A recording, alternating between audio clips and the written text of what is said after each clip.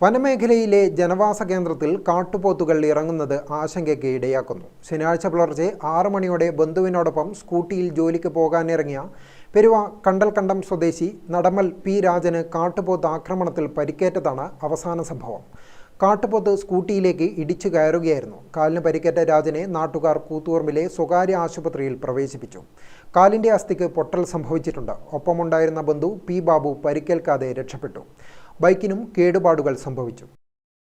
കണ്ണവം വനമേഖലയിലാണ് ജില്ലയിൽ കാട്ടുപോത്തുകൾ കൂടുതലായും കാണുന്നത്. നെടുമ്പൊയിൽ, കറ്റ്യാട്, കോളയാട്, പെരുവ, കണ്ണവം കോളനി, ചെന്നപ്പൊയിൽ, തൃപ്പങ്ങോട്ടൂർ പഞ്ചായത്തിലെ നരിക്കോട്, വാഴമല എന്നിവിടങ്ങളിലെ ജനവാസ മേഖലകളിൽ കാട്ടുപോത്തിന്റെ ശല്യം രൂക്ഷമായി. ഇതിൽ കോളയാട്, ചിറ്റാരിപ്പറമ്പ് പഞ്ചായത്തിലെ കണ്ണവം വനത്തിനോട് ചേർന്ന് കിടക്കുന്ന വിവിധ ഭാഗങ്ങളിലാണ് കാട്ടുപോത്തിന്റെ ശല്യം അതിരൂക്ഷമായുള്ളത്.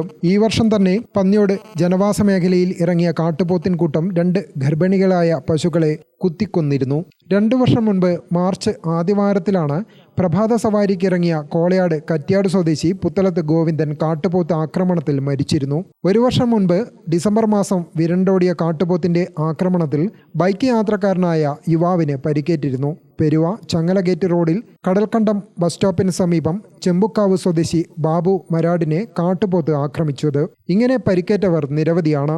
വളർത്തുമൃഗങ്ങളെ ആക്രമിക്കുന്നത് കൂടാതെ മേഖലയിലെ കൃഷിയിടങ്ങളിൽ കാട്ടുപോത്ത് വ്യാപക നാശമുണ്ടാക്കുന്നുണ്ട്. കൃഷികളുടെ ഇലകൾ തിന്ന് നശിപ്പിക്കും. കാട്ടുപോത്തുകളുടെ അക്രമം കാരണം രാത്രി വൈകും വരെ കാവലിരുന്നാണ് ഈ പ്രദേശത്തുള്ളവർ കൃഷിയിടം സംരക്ഷിക്കുന്നത്. കോളയാട് ചങ്ങലഗേറ്റ് മുതൽ പെരുവ വരെയുള്ള 6 കിലോമീറ്ററോളം റോഡിൽ ദിനംപ്രതി കാട്ടുപോത്തുകൾ എത്തുന്നുണ്ട്. ഗ്രാമിക ന്യൂസ്, കൂത്തുപറമ്പ്.